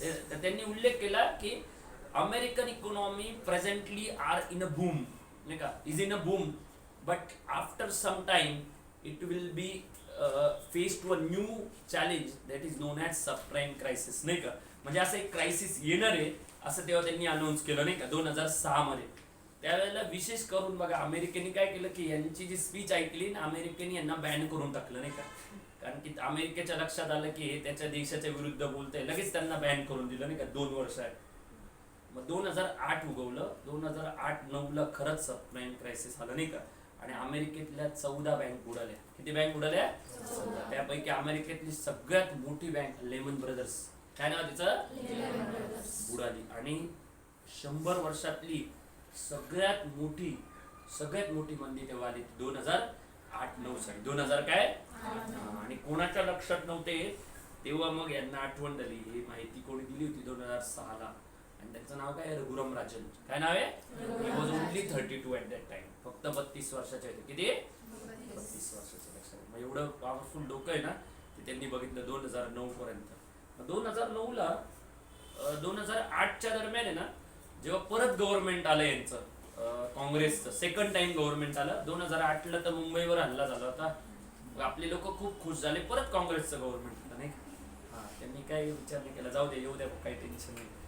परत गव्हर्नमेंट आलं 2009ला. काय झालं की त्यावेळेला आहे ना, आपले फायनान्स मिनिस्टर होते प्रणव मुखर्जी. काय नाव त्याचं? पण त्यांना बदलून त्यावेळेला आहे ना मनमोहन सिंगांनी डिसिजन घेतला, नवीन फायनान्स मिनिस्टर बनवले. त्यांचं नाव आहे पी चिदंबरम. काय नाव आहे? पी चिदंबरम. यांनी मात्र खूप रिफॉर्म्स नवीन आणले माहिती. तुम्ही आता जी परीक्षा देताय ना, त्याला कारणीभूत पी चिदंबरम लक्षात आहे. त्यांनी एड बँकिंग सिस्टीम आणली. काय आणली? ते म्हटले आपल्या भारतात एवढ्या 27 बँकांची काय गरज आहे, छोट्या म्हणजे 8 मोठ्या बँक बनवा. किती? म्हणून आता जे आपल्याकडे मर्जर रिफॉर्म्स आहे जे आलेले आहे ना, ते पी चिदंबरम यांनी 2008 साली मांडले होते. किती? 2009 साली. त्यांची युनियन बजेट जे मांडलं ना 9 साली मांडलं असेल, 8 किंवा 9 आहे. म्हणजे ते फायनान्शियल इयर म्हणतात. त्याला काय म्हणतात? फिस्कल. काय म्हणतात? म्हणजे एप्रिल ते एप्रिल असतं ना. आता हा पण संशोधनाचा विषय एप्रिलला का बरं येतं माहिती का. आपल्या ते फायनान्शियल इयर एप्रिललाच काय येतं माहिती का तुम्हाला? नाही, हे लक्षात आहे. आपला देशचे सीझन बघा, खरं की नाही. जून मध्ये काय येतो? पाऊस येतो. 7 जूनला येतो ना, शाळा चालू झाली का पाऊस चालू. मग जून जुलै ऑगस्ट काय आहे? पावसाळा. सप्टेंबर, जून जुलै ऑगस्ट सप्टेंबर पावसाळा येतो. नंतर ऑक्टोबर मध्ये काय येतं? परत उन्हाळा येतो. लक्षात. 1 महिना उन्हाळा असतो. लक्षात. परत 1 महिना काय असतो? फार भारी रचना आहे. मग ऑक्टोबरला काय झालं? उन्हाळा. परत नोव्हेंबर, डिसेंबर, जानेवारी, फेब्रुवारी. बरोबर. मार्च पासून उन्हाळा. खरं आहे का नाही. तर हे शेतीचे जे सीझन असतात ना, 2 सीझन, एक खरीप आहे आणि रब्बी आहे. खरीप आणि काय? हा. तर जवळपास आहे ना मार्चच्या आसपास म्हणजे रब्बी वगैरे सीझन संपून जातो नाही का. तेव्हा उन्हाळी कांदा लावता लोक नाही का. तर तो सीझन संपतो ना, तर मार्च मध्ये गुढीपाडवा असतो ना आपला. हा, ते तिथे आपलं वर्ष संपलं असतं, नवीन वर्ष चालू होतं नाही का. म्हणून लोक काय करतात, सगळ्या नव्याने बांधणी करतात. मार्च एंड म्हणजे मार्च मध्ये सगळ्या हिशोबाचा ताळेबंद असतो नाही का. खरं की नाही. आणि एप्रिल महिन्यापासून आहे ना 2 महिने फक्त जमिनीची मशागत असते. म्हणजे तेव्हा काम नाही काही राहत, फक्त जमीन काय करतात, हा म्हणजे माती काढतात, खालची माती वर, वरची माती खाली नाही का, ते काम चालू असतं. म्हणजे तेव्हा शेती नाही करत. म्हणून त्या काळामध्ये वेळ पण राहतो आणि आपलं फायनान्शियल इयर तेव्हा चालू होतं. लक्षात. सुट्ट्या पण तेव्हाच असतात नाही का. म्हणून आपल्या इथे IT रिटर्न मार्च मध्येच भरायचं नाही का. मार्च एंड म्हणायचे ना, ज्याला काही काम नाही तो मार्च एंड रे, खूप थकून गेलं रे, काही नाही राहत तरी. तर आपल्याकडे ही सिस्टीम होती बघा. मग काय झालं 2009ला पी चिदंबरम यांनी ना एड बँकिंग सिस्टीम प्रमोट केली, सांगितलं. आणि तेव्हा पण आपले ना 2012 पर्यंत म्हणजे 2009ला सगळ्या जगात मंदी आली होती. विशेष गोष्ट आहे भारतात नाही आली. हा, ही लक्षात ठेवा. म्हणजे हे सगळं जग आश्चर्यात पडलं की भारतात कसं काय आली नाही का. भारताकडे ना एक खरंच गुण आहे बरं का, हा लढाऊ वृत्ती खूप आहे आपल्याकडे. नाही, ही गोष्ट मानली पाहिजे. जेव्हा सगळे लोक अंडर एस्टिमेट करताना तेव्हा आपल्या इथे कोण ना कोणतरी बरोबर वर येतं. नाही, ही गोष्ट आहे आपल्या. जेव्हा आता मुघल वगैरे सगळ्या लोकांना वाटलं संपला भारत, तर अचानक शिवाजी महाराज आले नाही का. हे अचानक म्हणजे सगळं वातावरण चेंज करून दिलं. आजच तुम्ही टेस्ट मॅच बघा ना, आज इंडियाची बघितली ना टेस्ट मॅच, 170 वर 6 आउट होते. सगळ्यांना वाटलं संपलं इंडियाचं. आज नवीन प्लेअरनी हे मारले नाही का, शार्दुल ठाकूर नवीन त्यांनी रन मारले नाही का, एकदम अचानक बदलून दिली, मॅच चेंज करून दिली नाही का. तर आपल्या इंडियात आहे असं अचानक जेव्हा एकदम आग लागते ना तेव्हाच विहीर काढायला लागतं नाही. तर ते आपल्याकडे असं एक हे म्हणजे लढाऊ वृत्ती आहे पहिले आपल्यापासून. तर 2009ला आहे ना, जेव्हा सगळ्या जगात मंदीचं वातावरण होतं ना, तेव्हा मात्र आपल्या इंडियानी म्हणजे इकॉनॉमी खूप भारी हँडल केली. आणि त्याला कारणीभूत आहे आपली बँकिंग. आपली काय, आपली बँक, एक सुद्धा बँक बुडाली नाही लक्षात, एक सुद्धा बँक नाही. म्हणजे विशेष गोष्ट आहे, 1935ला आरबीआय ची स्थापना झाली. 1935 हा, तिथून तर आज तागायत 2020 पर्यंत एकही गव्हर्नमेंट बँक बुडालेली नाही. तुम्हाला दिसली का कोणती तरी, ऐकले का गव्हर्नमेंट बँक बुडाली, ऐकले हे वर्क आहे. एका पण माणसाचे पैसे बुडालेले लक्षात, असं ऐकलंय का की या माणसाने बँकेत पैसे भरले आणि त्याला परत मिळाले नाही. ते कुठल्या कोऑपरेटिव्ह बँकांमध्ये गेले. कुठे, मी आता पुढच्या लेक्चरला सांगणार आहे की कोऑपरेटिव्ह बँक काय असतात, प्रायव्हेट बँक काय असतात, गव्हर्नमेंट बँक काय असतात, स्पेशल पर्पज बँक काय असतात नाही का. हे क्लासिफिकेशन बँक म्हणतात त्याला. काय म्हणतात, मग 2009 मध्ये चिदंबरम जे आहे ना, पी चिदंबरम, त्यांनी फायनान्सचे असे नवीन स्ट्रक्चर मांडले माहिती. ते 2009 पासून चालू झाले. आणि 2012 मध्ये ना मनमोहन सिंगांना जाणवलं की इथे ना आता इकॉनॉमीला एक नवीन ड्राईव्ह लागणार आहे. तर त्यांनी काय विचार केला, म्हणजे 2012ला एक घटना झाली होती ऍक्च्युली. एक जगप्रसिद्ध मॅगझिन आहे, त्याचं नाव आहे टाइम मॅगझिन. काय नाव आहे, टाइम मॅगझिन. त्या टाइम मॅगझिन मध्ये ना फ्रंट पेजला खूप महत्व असतं. म्हणजे त्याच्यावर ज्याचा फोटो आला ना, मग त्याला खूप प्रसिद्धी मिळते. जसं रोनाल्डो म्हणून एक प्लेअर होता फुटबॉल मध्ये, तो आला मग लगेच तो प्रसिद्ध झाला. आता 2-3 वर्षापूर्वी डोनाल्ड ट्रम्प आले होते, ते प्रसिद्ध झाले नाही का. मग नरेंद्र मोदींचा आला, ते प्रसिद्ध झाले. तर ज्याचा फोटो येतो ना, मग तो खूप प्रसिद्ध होऊन जातो नाही का. तर 2012ला आहे ना, मनमोहन सिंगांचा 2011ला आला होता. आणि तिथे वर आला होता अंडर अचिव्हर. काय आला होता, जे खूप हुशार व्यक्ती असूनही काहीच झालं नाही बॉस नाही का. कारण की त्यांना बरेचसे रिफॉर्म्स करायचे होते पण जमत नव्हतं. कारण त्यांचं गव्हर्नमेंट आहे ना, हे फ्रॅक्चर गव्हर्नमेंट होतं. काय होतं, 202 जागा होत्या काँग्रेसला आणि बाकी ते हेच होते, ममता बॅनर्जी, शरद पवार वगैरे. हे काय, हे आमचे 2 आमदार घ्या नाही तर सरकार खाली नाही. हे आपल्या देशात आहे ना, हे सगळ्यात भंगार पक्ष आहे. असे जे 15-20 जागा निवडून येतात ना, यांच्यानी काय होतं नाही का, अशी लढाई नाही चालत समोरासमोर नाही का. मी तर म्हणतो ना, 2च पक्ष तगडे पाहिजे, बीजेपी आणि काँग्रेस. म्हणजे एकदम असे पॉवरफुल पाहिजे. म्हणजे कसं, आता बघा नरेंद्र मोदी काम करताय, चांगलं करू दे वाईट करू दे, विरोध करायलाच कोणी नाही.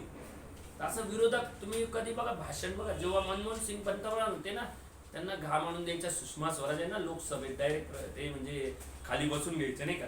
कारण यांच्याकडे पण 182 जागा होत्या ना. बीजेपीला किती जागा होत्या, 182. काँग्रेसला 202 होतं. म्हणजे अशी इक्वल लढाई चालायची का नाही. आता काही लढाईच राहत नाही. राहुल गांधी खाली बसून घेतो आणि मध्येच मिठी काय मारतो. म्हणजे असे कसं, मोदींना आहे ना खरं खूप प्रश्न विचारले पाहिजे. त्यांच्या बऱ्याचशा गोष्टी ज्या चुका होता ना, जसं फार्मर प्रोटेस्ट चालू आहे, विचारलं पाहिजे त्यांना, का बरं भाऊ 40 दिवस का आंदोलन चालू आहे, तुम्ही का बरं करत नाही. त्याच्यानंतर आपल्या देशात कोरोना कसा पसरलाय. त्याच्यानंतर सगळ्यात मेन गोष्ट आहे, अमेरिकेत बघा बेरोजगारांना 1 लाख रुपये दिला त्यांनी. 1 लाख रुपये बेरोजगारांना किती दिले. आपल्या इथे 1 लाख रुपये सोडा 10 रुपयांनी अजून नाही का.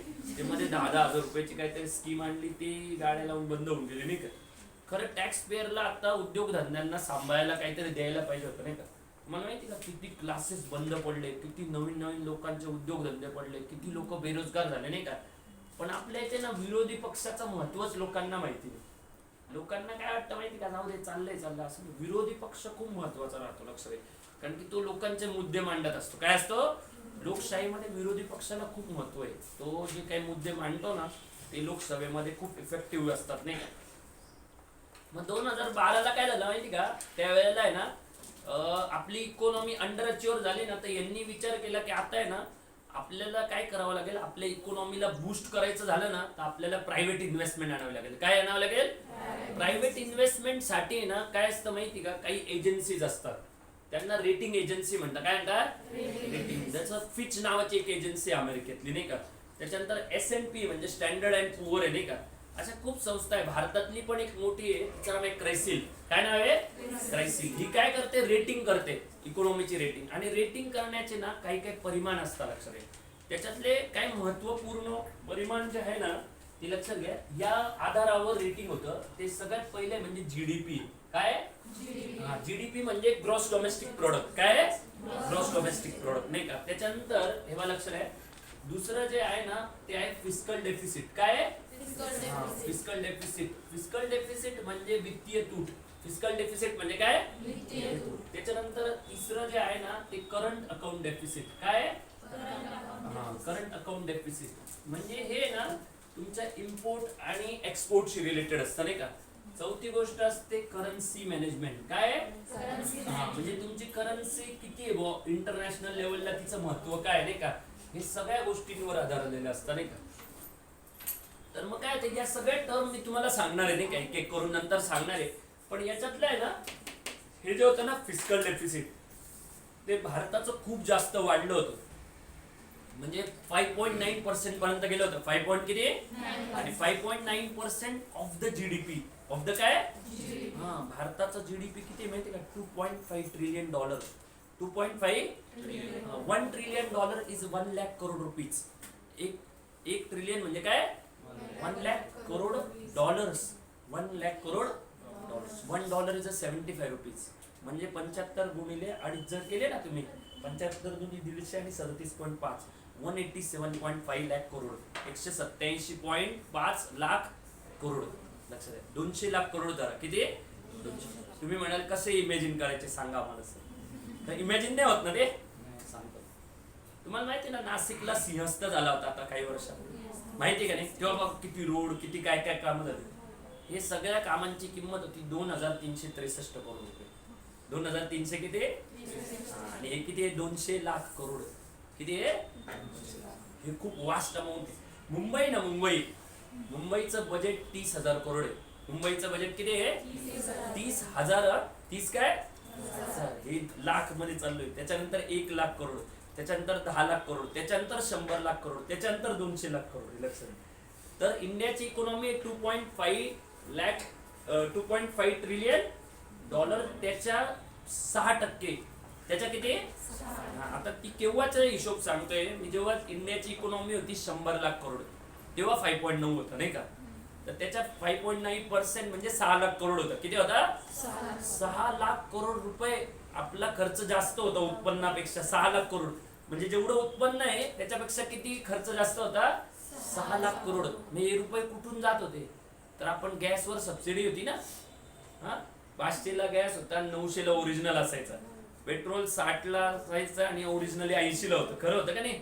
या सबसिडी जे लोकांना सवय लागली होती ना, या सगळ्या सबसिडी बर्डन झालं होतं. मनमोहन सिंगांच्या लक्षात आलं हे खूप अवघड आहे. मग त्यांनी कमिटी स्थापन केली. त्या कमिटीचं नाव होतं Urjit Patel committee on fiscal path. Urjit Patel committee on. आणि कोणी सजेस्ट केली? तर 2012ला मनमोहन सिंगांनी एक स्ट्रॉंग स्टेप उचलली. त्यांनी आरबीआयचे गव्हर्नर म्हणून कोणाला अपॉइंट केलं? रघुराम राजन. कोणाला? रघुराम राजन. डायरेक्ट ते आरबीआयचे गव्हर्नर झाले, जे मी सांगितलं ना 2006ला. आणि 2006 मध्ये त्यांनी जबरदस्त केलं होतं. पण 2000 त्यांनी जेव्हा आले ना 2012ला, तेव्हा पण असं झालं होतं की इंडियाची इकॉनॉमिक क्रायसिस मध्ये सुरुवात झाली होती. कारण की मला अजूनही आठवतं 2013 मध्ये नरेंद्र मोदी जेव्हा पंतप्रधान पदाचे उमेदवार झाले, तर नरेंद्र मोदींनी ना एक टीका केली होती काँग्रेसवर, फार भारी केली होती. ते म्हणाले होते की इंडिया का जो डॉलर, इंडिया का जो रुपये वो राहुल गांधी के इससे सीधा मनमोहन सिंह जी के इज तक चला गया. म्हणजे 52 होतं ना त्यांचं एज, 52 वरनं कितीवर गेलं? 59 वर नाही का, असं चाललंय. म्हणजे तेव्हा 48 होतं ऍक्च्युली. 48 वरनं कितीवर गेलं? 69. एवढं खराब झाले हो नाही का, असं ते बोलले. पंतप्रधान मोदींनी केले होते. तेव्हा मोदी पंतप्रधान नव्हते, उमेदवार होते नाही का, पण त्यांनी टीका केली नाही का. आणि तो खरंच मोठा मुद्दा झाला होता, कारण आपली करन्सी खाली खाली चालली होती ना. मग आपण काही जर वस्तू बाय करतो ना, तर पहिले आपल्याला $1 दिला का किती रुपये द्यायचे? 50 रुपये. पहिले किती द्यायचे? मग ते 70 जायला लागले ना, म्हणजे 50 वर 20 रुपये जास्त जायला लागले, 40% रुपये. किती? प्रत्येक गोष्टीचं बजेट 40-40% वाढलं होतं. मग ते कसं थांबवायचं हे कोणाला सुचत नव्हतं. मग रघुराम राजन ना, त्यांनी 2 स्टेप उचलले. स्टेप 1 काय केले माहिती का त्यांनी? आपल्या देशात सगळ्यात जास्त पैसे म्हणजे आपण आयात काय करतो माहिती का? सगळ्यात जास्त 2 वस्तू आयात करतो. काय असतील सांगा बरं? नाही, हा व्हेरी गुड, क्रूड ऑइल. काय आहे? क्रूड ऑइल हे एक आहे. आणि याच्यापेक्षा जास्त आयात करणारी गोष्ट आहे ती म्हणजे गोल्ड. काय आहे? गोल्ड. लक्षात. भारतात गोल्ड 2च ठिकाणी तयार होतं. एक जो ठिकाण आहे ना ते कर्नाटक आहे. काय? दुसरं ओरिसा आहे. कर्नाटक मध्ये उडुपी मध्ये एक सोन्याची खाण आहे. म्हणजे कधी तिकडची मुलगी मिळाली ना लगेच लग्न करा. एखादा प्लॉट असेल ना तिथे म्हणजे विचारली करू, हा लगेच हो म्हणून काहीतरी. तर आणि ओरिसा आहे. दुसऱ्याकडे एवढ्या लांब नका जाऊ, नाही तर पोचवायला वेळ लागेल नाही का? पोचवायचं तर त्याच्यातच सगळे सोनं निघून जाईल नाही का? तर लक्षात आहे 2 ठिकाणून आहे ना सोनं बनतं, बाकी कुठेच नाही. आणि आपल्या लोकांना सोन्याची एवढी आवड आहे की म्हणजे काही होते सोनं घेतलंच पाहिजे नाही का? भले कर्ज काढून घेतलं पण आपल्याकडे सोन्याची क्रेज खूप आहे ना. तर त्याच्यामुळे ना आपल्याकडे आयात खूप होते. मग आयात झाल्यामुळे काय व्हायचं, खूप आपण सोनं आयात करतो ना, मग आपला पैसा बाहेर जातो. पैसा काय होतो? आणि मग आपले डॉलर्स बाहेर गेल्यावर आपल्या रुपीची प्राइस कमी होते. म्हणून आपलं आहे ना फिस्कल वाढत चाललं होतं नाही का? मग रघुराम राजन आहे ना त्यांनी 2 स्टेप उचलल्या. स्टेप 1 काय केली? त्यांच्या लक्षात आलं की क्रूड ऑइल जर रोखायचं असेल ना तर त्यांनी गॅसवरची सबसिडी कमी करायला सुरुवात केली. मग तिथून बघा गॅस महाग होत गेला नाही का? पेट्रोल पण महाग होत गेलं नाही का? तेव्हा ऍक्च्युली मनमोहन सिंगांचं गव्हर्नमेंट त्यामुळेच पडलं, कारण की बीजेपीने ते कॅपिटलाइज केलं नाही का? ऍक्च्युली ते देशासाठी चांगलं करत होते का? त्यांना माहिती होतं की इकॉनॉमी खड्ड्यात नको जायला, नाही तर पाकिस्तान सारखी स्थिती झाली असते आपली नाही का? पण त्यांनी चांगल्या स्टेप उचलल्या. फिस्कल डेफिसिट कमी करायला 2017 पर्यंत त्यांनी पाथ आखला नाही का? 2012 ते 2017 उर्जित पटेल तेव्हा आरबीआयचे हे होते, काय म्हणतात त्याला, गव्हर्नरच्या खाली जास्त डेप्युटी गव्हर्नर. काय असतात? 5 डेप्युटी गव्हर्नर असतात आरबीआयला. किती? आता 6 झाले. आता किती झाले? 6. मी पुढच्या वेळेला सांगेल ते काय नाही का? तर काय झालं की मग यांनी ना पहिला उपाय काय केला की यांनी ना मेन म्हणजे काय केलं की क्रूड ऑइल आपण आयात करायचो ना आपण तो, आणि गोल्ड याच्यावर कसं प्रतिबंध आणायचं ते ठरवलं. तर क्रूड ऑइल मेन आपल्याला महाग जाण्या, मग क्रूड ऑइल म्हणजे पेट्रोलचे भाव वाढवले, गॅसचे भाव वाढवले, मग त्याच्यामुळे लोक वापर कमी करतील नाही का? असं त्यांनी हे केलं आणि तो फरक पडला. आणि तिसरा उपाय काय केला माहिती का त्यांनी? आपण आहे ना जगामध्ये सगळ्यात जास्त क्रूड ऑइल कोण होतं माहिती का? कुठे होतं माहिती का? ऐकलंय तुम्ही? सगळ्यात जास्त क्रूड ऑइल कुठे प्रोड्यूस होतं? हा, कोणत्या देशात? हा, ऐकलंय का? हो का नाही? कोणत्या देशात? मी सांगतो, लक्ष द्या. व्हेनेझुएला नाव आहे त्याचं. काय नाव आहे? व्हेनेझुएला. हा साऊथ अमेरिकन देश आहे नाही का? पण यांचा आहे ना प्रॉब्लेम आहे की यांच्याकडे तेवढी प्रोडक्शन टेक्नॉलॉजी नाही का? व्हेनेझुएला नाव आहे. आणि सगळ्यात जास्त रिफाइंड क्रूड ऑइल कोण बनवतं नाही का? म्हणजे शुद्ध नाही का? Saudi Arabia. कोण आहे? Saudi Arabia. Saudi Arabia 2 number आहे, इराण 3 नंबर आहे, कतार 4 नंबर आहे नाही का? बरोबर. पण आता अमेरिका 1 नंबर होणार आहे. लक्षात आहे. ते शेल नावाचं ऑइल बनवतं. काय बनवतात? शेल म्हणजे काय माहिती का? दगडातून बनवतं. ते दगडातलं ऑइल असतं शेल ऑइल. तर ते जास्त बनवतात. ऍक्च्युली ते कुठे बनतं माहिती का? अमेरिकेचे 2 भाग आहे, नॉर्थ अमेरिका आणि साऊथ अमेरिका. नॉर्थ अमेरिका आणि त्याच्यामध्ये एक छोटासा कालवा आहे, त्याला म्हणतात पनामा कालवा. काय? तिथे एक वादळ येतं. वादळ दरवर्षी जून मध्ये येतं नाही का? तेव्हा हे ऑइल जास्त बनतं. त्या वादळाचं नाव काय सांगू का तुम्हाला? हो का नाही? कॅटरीना. त्याच्यावर ना याचं नाव, म्हणून सलमानच्या आयुष्यात वादळ आलं नाही का? त्याला माहिती नव्हतं हे नाव कसं आलं. मला फोन केला असता तर बरं झालं, आधी नसता लागलं. खरंय ना? तर हे शेल ऑइल तिथे तयार होतं. म्हणजे अमेरिका आता 1 नंबर बनायच्या मार्गावर आहे त्याचा नाही का? त्यांनी टार्गेट केलेले. अफगाणिस्तानवर आक्रमण केलं ना तर त्यांनी तुर्कस्तान मधल्या सगळ्या ऑइल याच्यावर कब्जा मिळवला नाही का? इराणवर, इराकवर कब्जा मिळवून ते हे घेतले. आता काय झालं की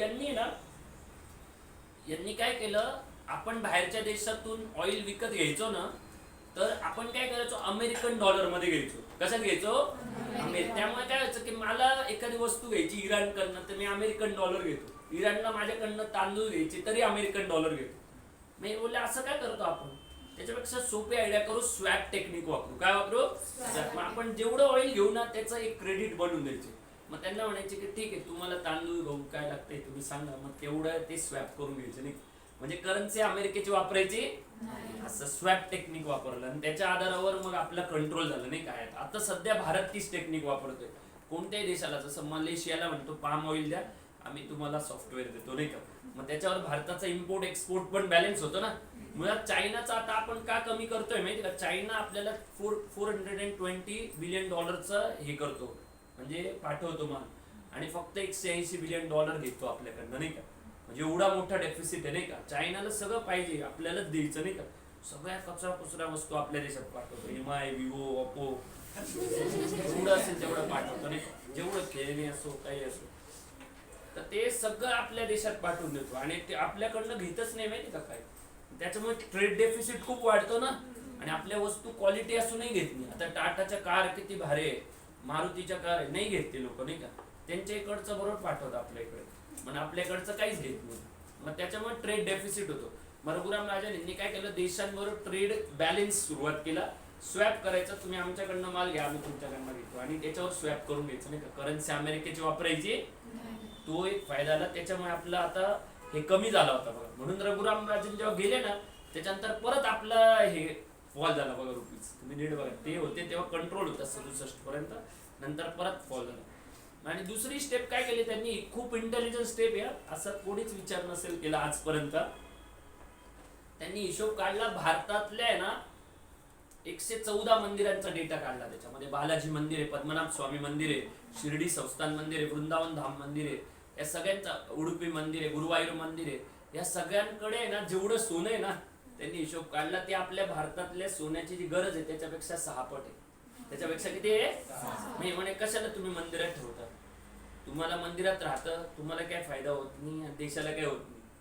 मग यांनी ना एक प्रस्ताव दिला, तुमच्याकडे जे सोनं आहे ना तुम्ही बँक मध्ये ठेवा, आम्ही तुम्हाला व्याज देतो 2.5%. मग त्यांना एक फंड लॉन्च केला, त्या फंडचं नाव आहे गोल्ड सवर्जन बॉन्ड. काय म्हणतात त्याला? पहिल्यांदाच आणला गोल्ड सवर्जन बॉन्ड.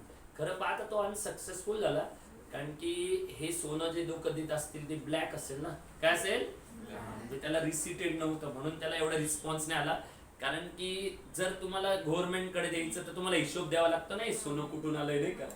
त्याच्यामुळे अदरवाईज ते खूप टेरिफिक हे होतं, म्हणजे नाही का. त्यांनी जे स्टेप उचलली ना, पण तरी चांगलं झालं. आपल्या देशात बरंच सोन्याला आहे ना व्हाईट कॉलर सिस्टीम आणली, म्हणजे त्यांनी ना कागदोपत्री सोनं तयार करायचा खूप प्रयत्न केला.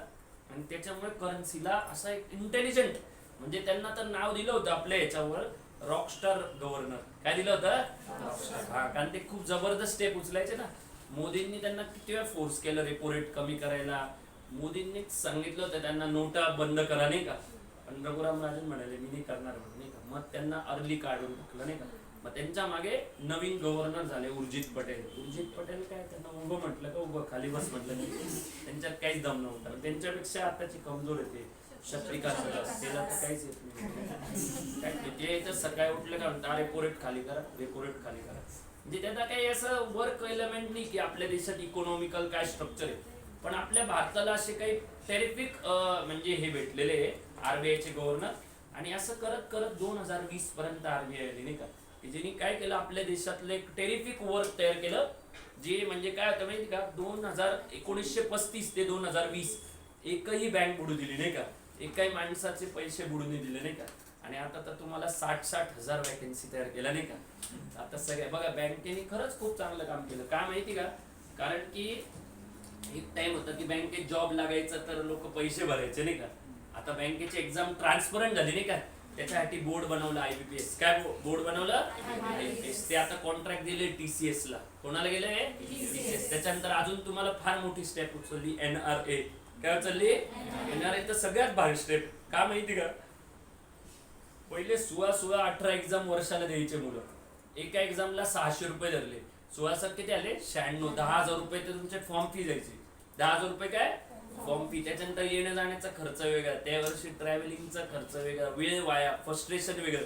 हे सगळं सोडून आहे ना त्यांनी एकच एक्झाम केली, नॅशनल रिक्रुटमेंट एजन्सी. या वर्षी सप्टेंबर होते. एकच एक्झाम द्या आणि सगळ्या एक्झाम कंपाईल केल्या नाही का. आता खूप छान व्यवस्था केली. म्हणजे तुम्हाला मी सांगतो ना, यावर्षी आपला एक स्टुडंट लागला ना जॉबला, नरेंद्र.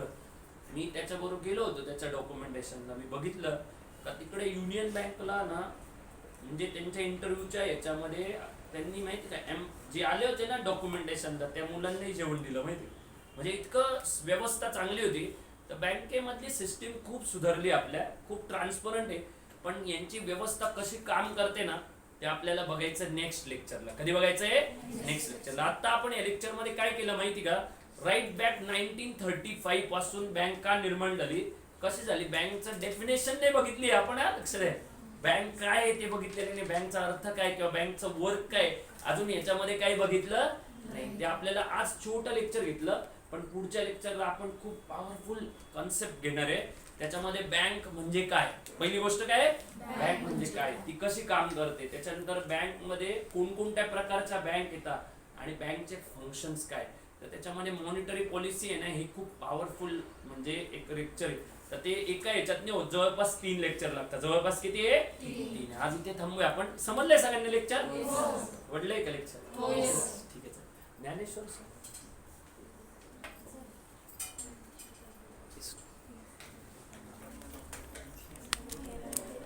समजलंय लेक्चर सगळ्यांना? येस और नो? हे बघ, याच्यातून तुम्ही काय इसेन्स घ्यायचंय. आज खूप छोटं आहे, म्हणजे तुम्हाला पण वाटलं असेल इथे का बरं थांबलंय म्हणून. खरंय का नाही? हो का नाही? मजा येते का नाही लेक्चर दिकेला? पण अजून पुढच्या वेळेला खूप चांगले चांगले कॉन्सेप्ट आहे. थोडे जड राहतं, लक्ष घ्या. इकॉनॉमिकल कॉन्सेप्ट जड असतात समजायला. पण आज मी फक्त रिव्ह्यू घेतला. काय घेतला? रिव्ह्यू. प्रवास. तुम्हाला एक असं ओव्हरऑल पिक्चर तयार झालं का बँकचा कसा प्रवास झाला ते? तर मी तुम्हाला देईल याच्या नोट्स द्यायची, तुम्हाला वाचायच्या त्याच्यात, नाही का. तेव्हा मी काय करतो माहिती का, तुम्हाला एक पहिली गोष्ट सांगतोय, एक लक्षात ठेवा. मी काय करतो माहिती का, तेव्हा पहिली आहे ना, हे या लेक्चर मधून काय करतो माहिती का तुम्हाला, असं काही नाही सगळ्या जगाचं ज्ञान माझ्याकडे. मी तुम्हाला एक ओव्हरऑल पिक्चर तयार करतो. काय करतो, तुम्ही ना ते वाचा. म्हणजे आपल्या जीके मध्ये आपले मुलं एवढे एक्सपर्ट का होता मी सांगतो, पण आपले मुलं ना सेल्फ मोटिवेटेड आहे. काय म्हणजे बाहेर क्लासला काय करता, घ्या नोट्स, अभी हमने ये लेक्चर डाला आहे, लगेच युट्यूबवर आला दुसरं, मला तिसरं, मला क्विझेस, नाही का.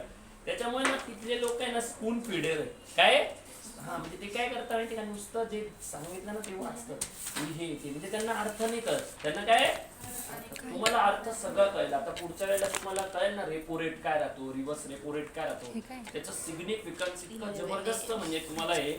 आणि विशेष तुम्हाला सांगतो मी, म्हणजे आज तुम्हाला खरंच तुमचं लक चांगलं आहे, तर मी याच्यामध्ये ना कॉमेडीवरच माझा जास्त भर राहतो. पण काय माहिती, मी आज एखादा असं औषध पिलं असेल, सिरियस लेक्चर दिला नाही का. हा म्हणजे सिरियस, माझा एवढा कधी सिरियस स्वभाव नाही राहत, नाही का.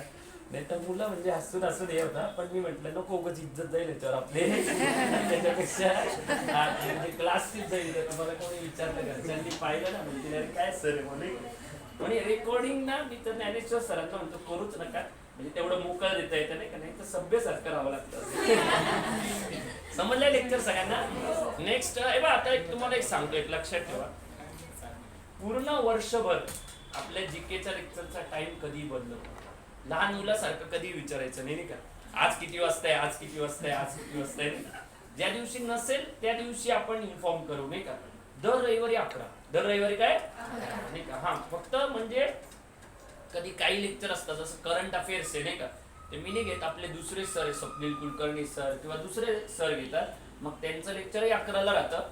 पण म्हणजे या टाइमलाच, म्हणजे या रविवारी ना विचारायचं नाही, बरोबर आहे. फक्त एक लक्षात ठेवायचं की शनिवारी आठवणीने तुम्ही ना तुमचं नाव द्या लेक्चरला. कारण आता किती मुलं आलेले बघाय बघ, 4 आणि 3 7 आणि 3 10 आणि 3 13 आणि 2 15, 15 आणि 5 झाले 18 आणि 5 23 आणि 3 26, 26 आणि 3 किती झाले 29 आणि 4 33 आणि 3 किती झाले 36. पुढच्या वेळेला बघा ही संख्या 70च्या वर जाईल. कितीच्या वर?